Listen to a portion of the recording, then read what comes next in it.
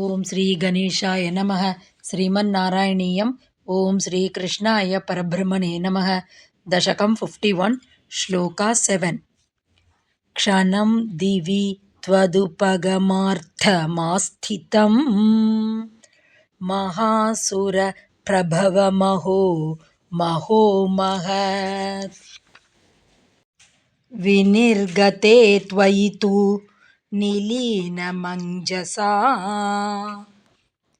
ನಭಃಸ್ಥಲೆ ನೃತುಃ ಅಥೋ ಜಗುಃ ಸುರಾಃ.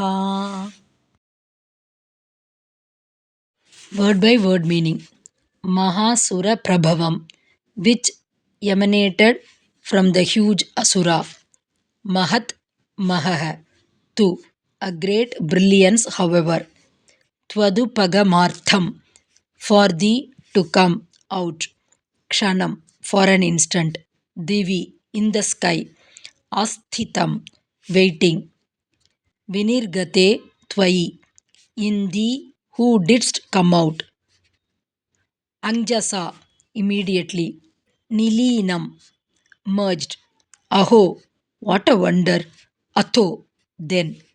Namasthale, in the sky. Suraha, the gods.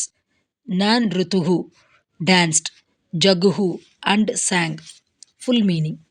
A great brilliance which emanated from the body of the Asura waited in the sky for an instant for thee to come out, and as soon as thou didst come out, merged in thee.